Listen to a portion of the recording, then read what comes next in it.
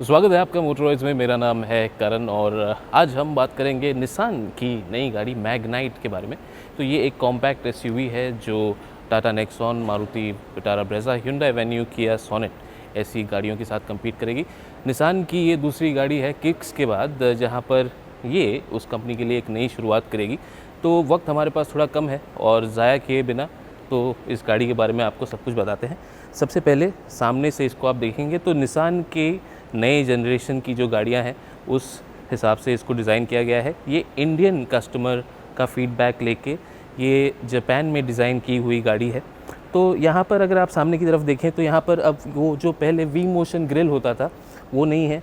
यहाँ पर Indian customer के फीडबैक के हिसाब से यहाँ पर जो ग्रिल है ये क्लीन है, चौड़ा है और इसका जो ओपनिंग है एक जो कोई बड़ी मछली होती है उसका मुंह खुला है, तो उस तरह से यहाँ पे एक अग्रेसिव ग्रिल डिज़ाइन है।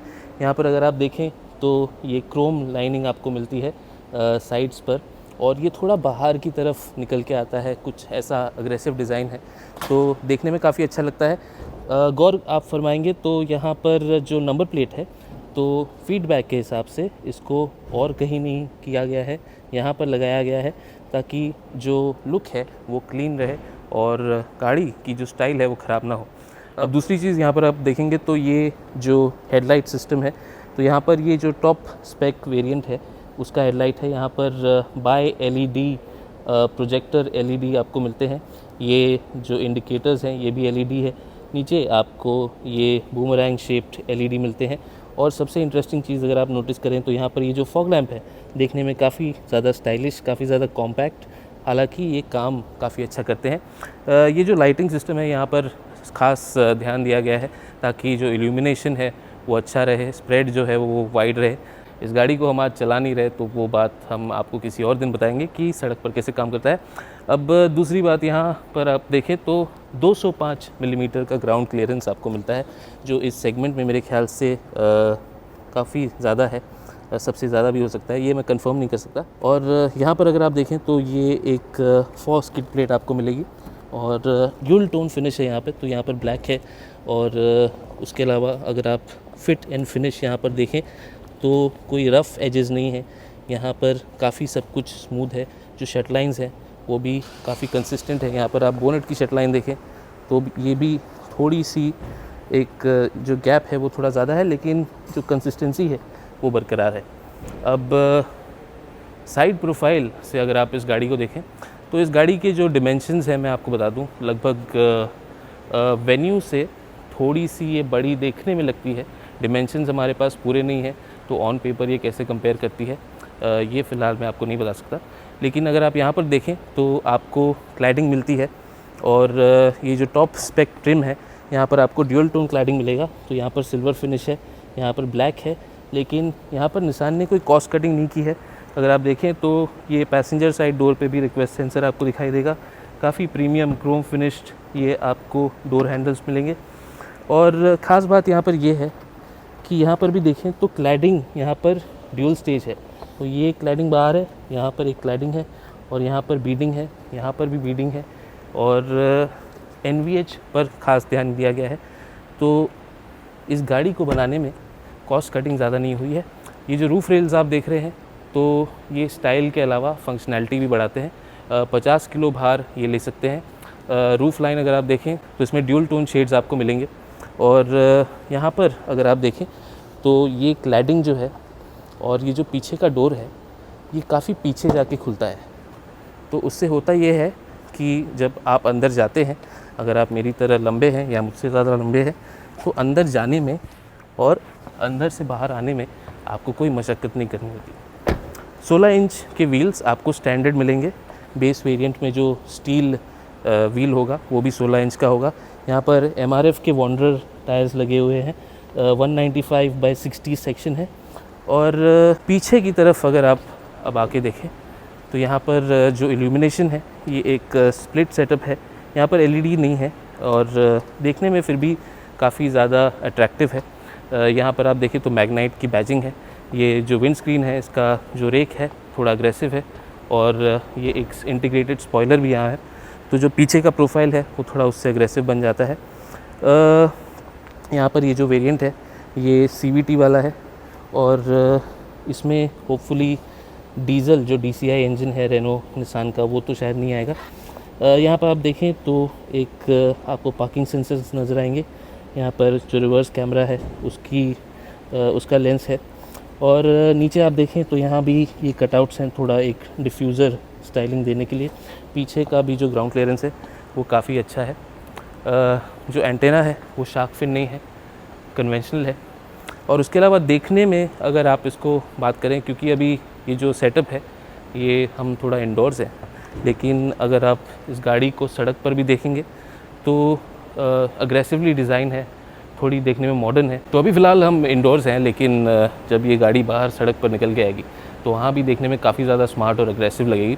मिरर्स अगर आप देखें तो ये जो लेफ़्ट साइड का मिरर है यहाँ पर एक ग्लॉसी कवर है, कोई इंटीग्रेटेड टर्न इंडिकेटर्स मिलते हैं। और यहाँ पर इस गाड़ी में सेगमेंट फर्स्ट एक जो फीचर है वो है 360 डिग्री कैमरा, जो पहले निसान किक्स में आपको मिलता था, अब यहाँ भी मिलेगा। उसके बारे में भी हम आपको बताएंगे। यहाँ पर ये जो गाड़ी है इसमें रेनो का 1 लीटर टर्बोचार्ज्ड इंजन लगेगा, 3 सिलेंडर सेटअप है उसका, और पावर करीब बनाता है वो 100 PS, करीब 150 न्यूटन मीटर स्टॉक बनाता है। तो ये इंजन आपको मिलेगा इस गाड़ी के साथ। हो सकता है कि उसी इंजन का जो नॉन टर्बो वेरिएंट है जो फ़िलहाल ट्राइबर जैसी गाड़ियों में आपको मिलता है, तो वो भी आपको यहाँ पर मिल जाए जो बेस वेरिएंट्स हैं उनके लिए। अब ये हो गई बात स्टाइलिंग की, थोड़े कुछ टचेज़ हैं वो आपको बता दें। तो यहाँ पर आप देखें निसान मैग्नाइट यहाँ पर एक बैजिंग में आपको मिल जाती है। और उसके अलावा यहाँ आप देखें तो ये जो विंडो लाइन है तो यहाँ पर क्रोम लाइनिंग दी गई है।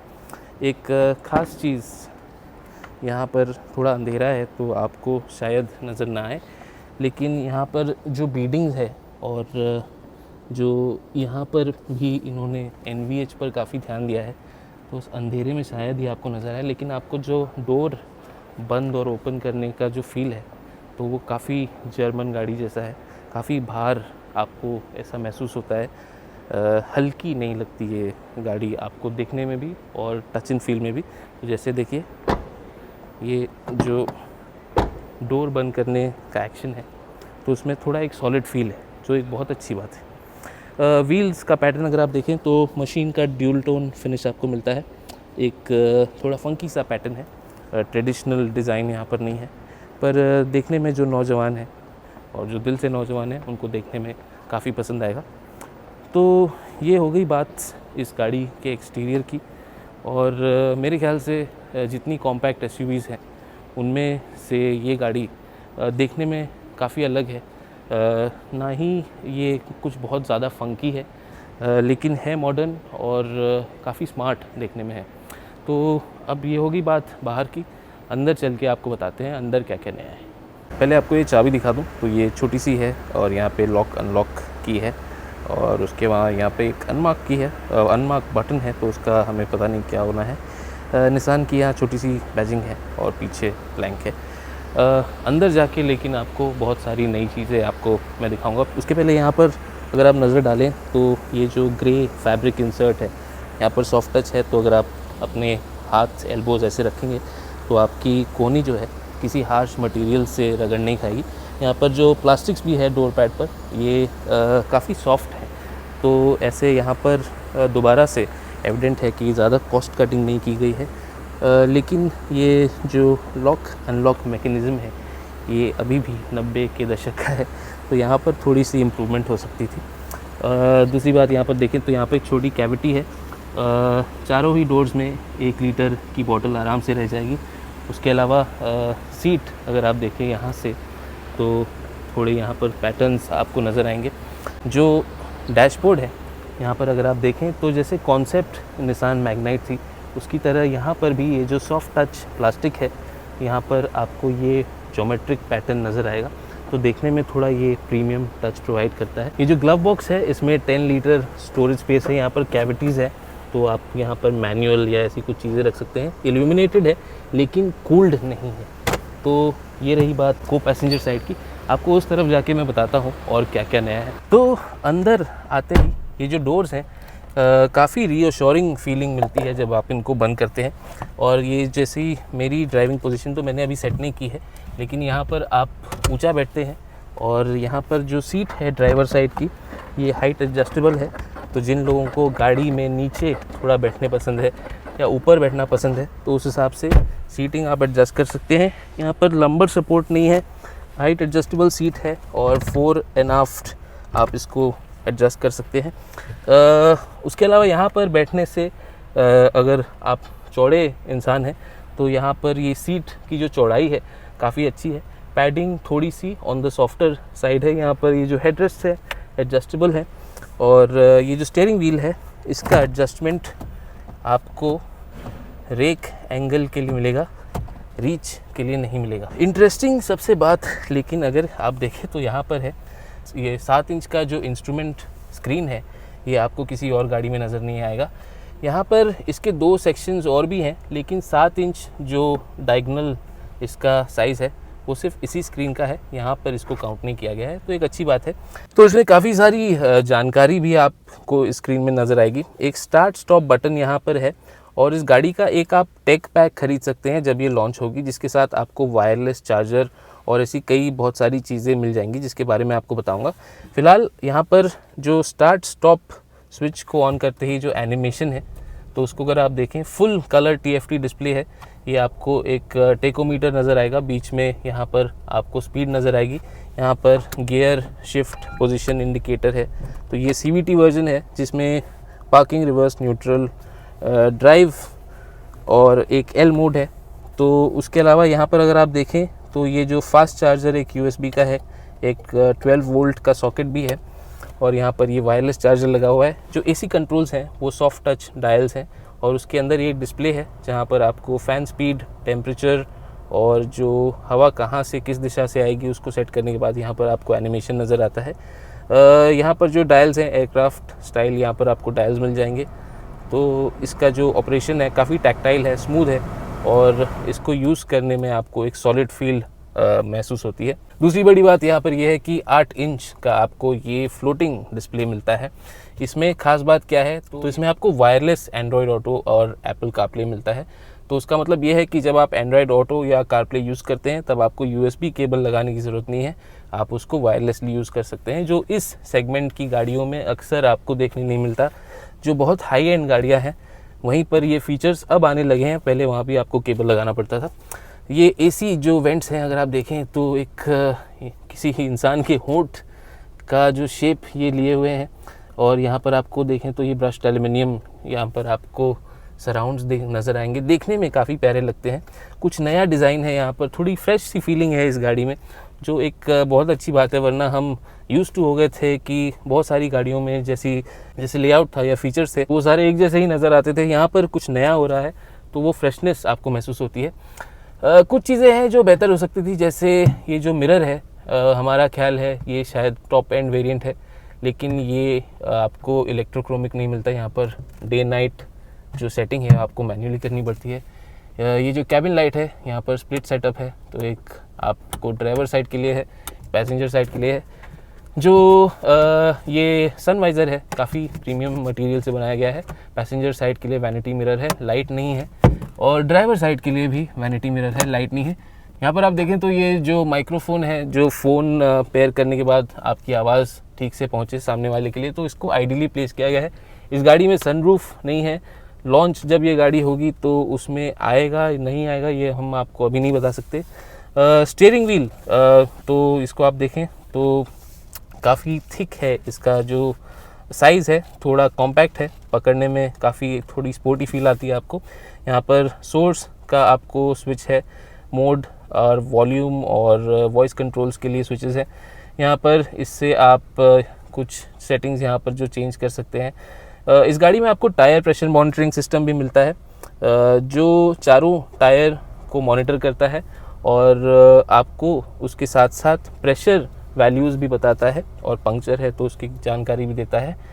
उसके अलावा और एक इंटरेस्टिंग चीज़ आपको मैं दिखा दूं, इस गाड़ी में है 360 डिग्री कैमरा। तो इस सेगमेंट में दोबारा से ये एक नई चीज़ है। तो यहाँ पर होता क्या है कि आपको 360 डिग्री नज़र आता है। तो 360 डिग्री जो कैमरा है इस गाड़ी में नया फीचर है। यहाँ पर आप देखें तो ये गाड़ी का 360 डिग्री व्यू आपको इस पेन में मिलता है।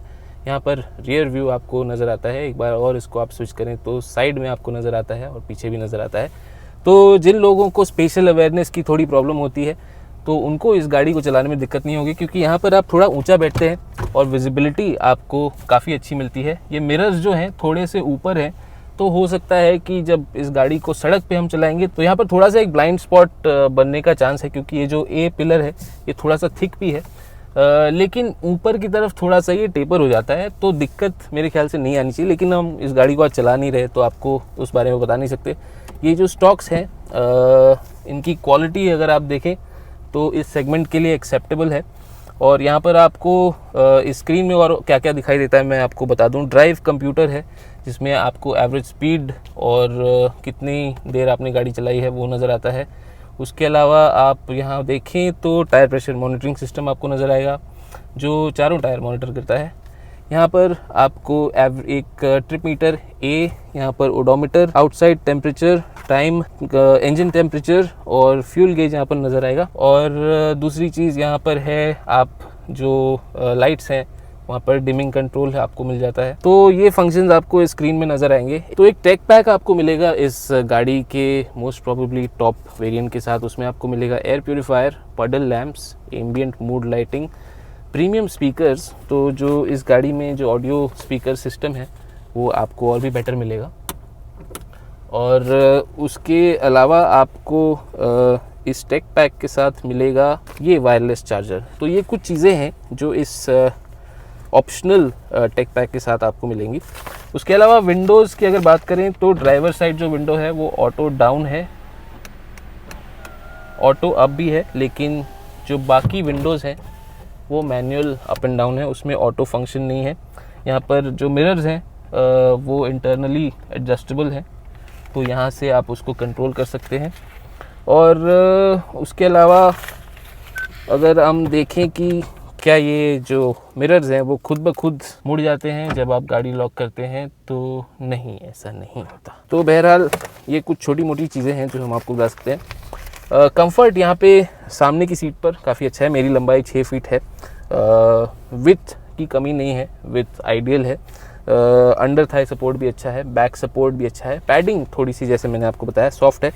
यहाँ पर स्टोरेज की बात करें तो ये जो आर्मरेस्ट है तो ये खुलता नहीं है। तो कुछ चीज़ें यहाँ पर अगर आप देखें तो रेनो निसान की जो पार्टनरशिप है वो नज़र आती है। जैसे ऐसा ही एक आर्मरेस्ट रेनो की एक दूसरी गाड़ी में था जो खुलता नहीं था, जिसका लिड, इसका लिड भी नहीं खुलता। यहाँ पर फैब्रिक मटेरियल है तो आर्म्स आप यहाँ पे रख सकते हैं। यहाँ पर आप देखें तो कप होल्डर्स हैं, काफ़ी चौड़े हैं, तो कप्स आप आराम से रखते हैं। यहाँ पर बड़ी सी कैविटी है, वॉलेट वगैरह ऐसी कुछ चीज़ें रख सकते हैं आप बड़े आराम से। और स्टोरेज की उस लिहाज से आप देखें तो कमी नहीं है। ये जो ग्लव बॉक्स है इसमें भी काफ़ी अच्छा खासा स्पेस है। तो कुछ चीज़ें इस गाड़ी में है जो अगर आप देखें तो काफ़ी यूनिक है, काफ़ी नई है, लेकिन कुछ एक आध दो चीज़ें हैं जो आपको ऐसा लगता है कि बेहतर हो सकती थी। जैसे ये लॉकिंग अनलॉकिंग मैकेनिज़्म है, या फिर ये जो आर्मरेस्ट है जिसमें जो स्टोरेज स्पेस है वो नहीं है। तो ये ऐसा इसलिए है क्योंकि पीछे का जो एसी वेंट है वो ऊपर की तरफ है, तो स्टोरेज उसकी वजह से नहीं है। तो ये जो 8 इंच का टच स्क्रीन है, अगर आप इसके होम स्क्रीन पर देखें आपको डेट और टाइम नज़र आता है। इसको आप अगर स्विच ऑन करें तो रेडियो, मीडिया, फ़ोन और ड्राइविंग, इको जो एक मोड यहाँ पर है जिसमें आपको आप गाड़ी किस तरह से चला रहे हैं उसकी इन्फॉर्मेशन मिलती है। स्मार्टफोन इंटीग्रेशन एक ऑप्शन है। अगर आप ड्राइविंग इको में जाएँ तो यहाँ पर आपको नज़र आएगा कि एक्सेलरेशन, एंटिसिपेशन, ऐसी सारी कुछ चीज़ें हैं, तो उसमें आपने कैसे स्कोर किया। स्क्रीन ऑपरेशन में तो स्मूथ है, थोड़ा सा यहाँ पर लैग है, जैसे कुछ चीज़ें हैं जो खुलने में थोड़ा सा टाइम लगाती हैं, लेकिन ऐसा कुछ दिक्कत वाली बात नहीं है। अगर आप स्विच करते हैं बिटवीन सर्टन फंक्शंस तो आप पाएंगे कि हल्का सा लैग है, लेकिन ऐसे कंप्लेन करने वाला नहीं है। और तो उसके अलावा अगर आप देखें तो यहाँ पर एक डार्क मोड भी आपको मिलता है। सेटिंग्स में अगर आप देखें तो volume, dependent speed, loudness, balance, fader और साउंड सेटिंग्स, जिसमें आप जो वॉइस है उसकी वॉल्यूम आप सिलेक्ट कर सकते हैं कितनी रखना चाहते हैं। डिस्प्ले लो, मिड, हाई आप सिलेक्ट कर सकते हैं। डे नाइट मोड है इसमें, तो डे में आप सिलेक्ट करें थोड़ा ब्राइट हो जाता है। एसी इन्फो भी आपको नज़र आती है। और उसके अलावा आप जो डिवाइसेस कनेक्ट करते हैं उसका यहाँ पर ऑप्शन नज़र आएगा। और बाकी तो ये नॉर्मल जनरल सेटिंग्स हैं। तो ये जो स्क्रीन है ऑपरेशन में काफ़ी अच्छा है, पीछे से काफ़ी लाइट है तो उसका रिफ्लेक्शन थोड़ा डिफ्यूज़ हो जाता है, तो ये एक अच्छी बात है। यहाँ पर आपको ऐसा बहुत ज़्यादा ग्लॉसी स्क्रीन नहीं है जिसमें अगर सूरज या ऐसी कोई रोशनी चमकती है तो वो पूरा ब्लाइंड हो जाता है। ये एक अच्छा डिस्प्ले है, स्मूथ है ऑपरेशन में।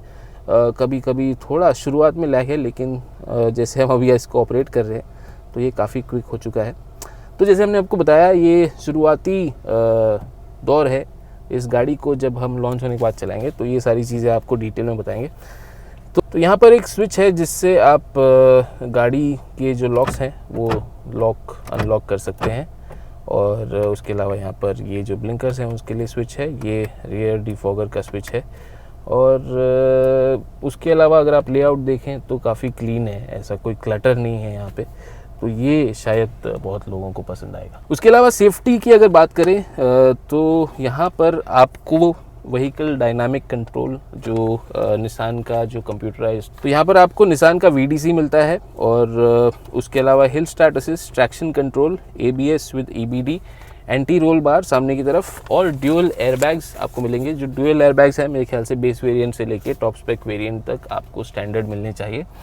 तो यहाँ पर आप देखें जो फुटवेल एरिया है काफ़ी चौड़ा है। जो मैनुअल वेरिएंट है तो उसका क्लच पेडल मेरे ख्याल से यहाँ पर आएगा, तो हो सकता है कि आपको पैर हटा के जो ये डेड पेडल है तो सामने ऐसे नीचे की तरफ लाना पड़े। और उसके अलावा जगह की ऐसी कोई कंप्लेन करने वाली बात नहीं है, ऑटोमेटिक वेरिएंट है तो यहाँ पर वैसे ही काफ़ी जगह है। यहाँ पर जो फ्यूल लिड रिलीज़ है वो मैनुअल है, और उसके अलावा यहाँ पर आप देखें तो ये ट्रैक्शन कंट्रोल स्विच ऑफ करने का बटन है, ये क्रूज़ कंट्रोल के लिए स्विच है, और ये हेडलाइट लेवलिंग सिस्टम के लिए स्विच है। स्टॉक्स अगर आप देखें तो यहाँ पर ऑटो हेडलाइट आपको नहीं मिल रहा, और उसके अलावा वाइपर्स भी अगर आप देखें तो यहाँ पर कोई ऑटो फंक्शन नहीं है इस स्विच में, तो ऑटोमेटिक वाइपर्स भी इस गाड़ी के साथ शायद आपको नहीं मिलेंगे। तो ये अगर आप देखें यहाँ पर जो कुछ और टचेज़ हैं, यहाँ पर ये एक सिल्वर फिनिश है, ग्लॉसी फिनिश है यहाँ पर ये डोर पुल हैंडल में, और ये जो पैनल यहाँ पर है। उसके अलावा फैब्रिक यहाँ पर जो इंसर्ट है तो ये एक थोड़ा सा और सॉफ्ट प्रीमियम टच प्रोवाइड करता है। मुझे एक बात जो अच्छी लगी है, जो प्लास्टिक यहाँ पर है तो ये सॉफ्ट प्लास्टिक है, कुछ कॉस्ट कटिंग हुई है ऐसा कुछ है, तो उसका आपको एहसास नहीं दिलाता। ये बात होगी कैबिन के सामने के हिस्से की। जैसे आप देख सकते हैं ये सीट मेरे ड्राइविंग पोजीशन के हिसाब से सेट है। अब पीछे चल के देखते हैं कि स्पेस कैसा है। अगर आपको मैं एक बार फिर दिखा दूं, ये जो डोर क्लोज़ करने पर आवाज़ आती है काफ़ी रीअश्योरिंग है पीछे की तरफ। तो जैसे आप देखें यहाँ पर अंदर आना और बाहर जाना काफ़ी आसान है, और आपको कोई बहुत ज़्यादा मशक्क़त नहीं करनी पड़ती, क्योंकि ये जो ओपनिंग है काफ़ी ज़्यादा वाइड है। तो जैसे मैं अंदर आ गया, अब यहाँ पर आप देखें तो नी रूम काफ़ी ज़्यादा है, और जो बैक रेस्ट का रिक्लाइन एंगल है वो भी आइडियल है, बहुत ज़्यादा खड़ा नहीं है, बहुत ज़्यादा लेटा हुआ भी नहीं है। तो मैं यहाँ पर आराम से बैठा हूँ, हेडरूम की कमी नहीं है, मेरी लंबाई 6 फीट है, आप देख सकते हैं इस तरह से मैं बैठा हूँ, तो हेडरूम की यहाँ पर कोई कमी नहीं है। जो विंडो सिल है वो भी आइडियली उसका हाइट भी आइडियल है, तो यहाँ पर लाइट भी अच्छी खासी है। एक क्वार्टर ग्लास भी है यहाँ पर, तो अच्छी खासी लाइट इस कैबिन में आप एक्सपेक्ट कर सकते हैं। दूसरी बात, यहाँ पर आपको AC वेंट्स मिलेंगे 2, और यहाँ पर आप इसका एयर फ्लो कंट्रोल कर सकते हैं। एक 12 वोल्ट का सॉकेट आपको यहाँ भी दिखाई देगा। जो फ्लोर है उसमें जो हम्प है वो ना के बराबर है, तो यहाँ पर तीसरा शख्स काफ़ी आराम से बैठ सकता है। 3 लोग यहाँ पर मीडियम जर्नीज़ तक बैठ सकते हैं बिना किसी ट्रबल के। अब आगे की सीट की तरह ही पीछे की जो सीट की पैडिंग भी है वो थोड़ी सॉफ्ट साइड पर है, और रूम यहाँ पर काफ़ी ज़्यादा है, और देख सकते हैं आप तो ड्राइविंग पोजीशन मेरी तरफ से सेट है। अगर कोई मुझसे लंबा ड्राइवर भी हो तो थोड़ी सीट और पीछे भी वो ले सकते हैं। यहाँ पर अगर आप देखें तो ये जो ये सामने की सीट का बैकरेस्ट है थोड़ा कार्व आउट किया गया है ताकि लेग स्पेस थोड़ा और बढ़ जाए। यहाँ पर आपको ये पॉकेट्स मिलेंगे, तो इसमें आपको चीज़ें रख सकते हैं। और उसके अलावा यहाँ पर ये आर्मरेस्ट आपको मिलता है जिसमें 2 कप होल्डर्स और एक सेल फोन होल्डर है, तो ये एक काफ़ी अच्छा टच है। ये जो रियर सीट का बैकरेस्ट है ये 60-40 स्प्लिट है, तो ये एक और अच्छा नीट टच है। और उसके अलावा आप देखें तो यहाँ पर आइसोफिक्स माउंट्स भी हैं, तो आपके घर में कोई छोटा बच्चा है तो उनकी सेफ्टी पर भी ध्यान दिया गया है। यहाँ पर एक पीछे की साइड में कैबिन लाइट भी है, यहाँ पर अगर आप सनसेट के बाद ट्रैवल कर रहे हैं तो क्लॉस्ट्रोफोबिक शायद ही फील करेंगे। ये जो हेडरेस्ट है ये एडजस्टेबल है और बीच वाले पैसेंजर के लिए कोई हेडरेस्ट नहीं है। हालांकि जो 2 अलग पैसेंजर्स हैं उनके लिए एक एडजस्टेबल हेडरेस्ट दिया गया है। पीछे का जो पार्सल ट्रे है यहाँ पर भी काफ़ी जगह है, तो उस हिसाब से अगर आप देखें तो यहाँ पर भी कुछ चीज़ें आप रख सकते हैं। अब पीछे जाके देखते हैं बोट में कितना स्पेस है। तो यहाँ पर आप देखें तो ये इस गाड़ी का CVT वेरिएंट है। इसमें आप टर्बो बैजिंग देख सकते हैं। जो बूट रिलीज़ है तो यहाँ पर एक सॉफ्ट टच बटन है जो इसमें अंदर की तरफ है, तो उसके मदद से आप इसको रिलीज़ करके यहाँ पर 336 लीटर्स की स्टोरेज स्पेस आपको मिलती है। एक बूट लाइट भी है। तो ये जो एरिया है काफ़ी फ्लैट है, प्रोट्रूजन जो यहाँ पर व्हील आर्च का है वो ज़्यादा नहीं है। और उसके अलावा यहाँ पर जो सीट्स हैं तो इनको आप इस तरह से 60-40 स्प्लिट में सामने की तरफ भी ढकेल सकते हैं। तो आपको जो लोडिंग एरिया है वो हालांकि पूरा फ्लैट नहीं मिलता, लेकिन लोडिंग एरिया काफ़ी बढ़ जाता है। तो अगर आप सामान ज़्यादा ले जा रहे हैं, लोग सिर्फ 2 हैं, तो आपको काफ़ी ज़्यादा स्पेस आपके लगेज के लिए मिल जाएगा। पीछे का जो ये टेल गेट है इसको क्लोज़ या ओपन करने के लिए यहाँ पर एक कैविटी है, उससे चीज़ें थोड़ी आसान हो जाती हैं। पीछे वॉश वाइप सिस्टम है, एक डिफॉगर भी है और ये जो ड्यूल टोन वेरिएंट यहाँ पर है, तो यहाँ पर आप देखें तो ये आपको ड्यूल टोन वेरिएंट में ये ब्लू शेड और ये वाइट रूफ मिलेगा। तो ये भी देखने में थोड़ा सैवी है, फंकी है, न्यू एज है, करंट है। तो यहाँ पर ये थी कहानी निसान मैग्नाइट की। इसमें कुछ चीज़ें हैं जो हमारी आशा है प्रोडक्शन जब कार का लॉन्च होगा तो वो थोड़ी सी हो सकती है, लेकिन वो कुछ कंप्लेन करने वाली नहीं है। कुछ एक आध प्रोडक्शन वेरिएंट में शायद चेंज हो, लेकिन कार आपको ऐसी ही नज़र आएगी। इसमें कई सारे ऐसे फीचर्स हैं जो इस सेगमेंट में आपको पहली बार नज़र आएंगे। और इसके लुक्स की अगर आप बात करें तो इसका प्रेजेंस काफ़ी पर्पसफुल है, देखने में काफ़ी ज़्यादा मॉडर्न नज़र आती है और बहुत लोगों को पसंद भी आएगी। उसके अलावा इसमें डीजल इंजन का ऑप्शन शायद आपको नहीं मिलेगा, लेकिन जो पेट्रोल इंजन है वो काफ़ी एफिशिएंट है और 3 सिलेंडर 1 लीटर टर्बो या 1 लीटर नॉन टर्बो आपको ये इंजन ऑप्शंस मिलेंगे। और मैनुअल गियर बॉक्स मेरे ख्याल से 5 स्पीड का आपको मिलेगा। तो ये सारी जानकारी जब कार लॉन्च होगी तब हम आपके पास लेके आएंगे। प्राइसेस की बात करें तो क्योंकि ये निसान का नया प्रोडक्ट है, इंडिया के लिए बनाया गया है, जापान में डिज़ाइन किया गया है, तो हमारी आशा है क्योंकि वो एक नई शुरुआत कर रहे हैं तो लगभग 5.25 लाख से लेके 9 लाख तक आपको इस बीच में इस गाड़ी का बेस से लेके टॉप जो वेरिएंट है वो मिल जाएगा। शायद थोड़े और पैसे देके आपको जो टेक पैक है वो भी आप ले सकते हैं, जिसमें आपको वायरलेस चार्जर और ऐसी एम्बिएंट लाइटिंग जैसी वगैरह चीज़ें आपको साथ में मिलेंगी। तो एक बार आप दोबारा देखें तो ये जो ब्लू और वाइट शेड है ये यहाँ पर कुछ नया है, और जैसा गाड़ी का इंटीरियर है और जो इसके फीचर्स हैं जो आपको बहुत कुछ नया देते हैं, उस तरह से इसका अपीयरेंस भी है। तो ये थी कहानी निसान मैग्नाइट की। ये जब गाड़ी लॉन्च होगी हम आपके पास और बहुत सारी जानकारी लेके आएंगे। तब तक के लिए अगर आपके पास कोई सवाल है जिसका जवाब शायद इस वीडियो में आपको नहीं मिला तो कमेंट सेक्शन का बेशक इस्तेमाल कीजिए। और वीडियो अगर अच्छा लगा नहीं लगा हमें बताइए, अच्छा लगा तो लाइक कीजिए, चैनल को सब्सक्राइब कीजिए और अपने मित्रों के साथ इस वीडियो को शेयर कीजिए। मेरा नाम है करण, ये है मोटरॉइड्स, और देखने के लिए बहुत बहुत शुक्रिया। अगले वीडियो में फिर मिलेंगे। अलविदा, गुड बाय।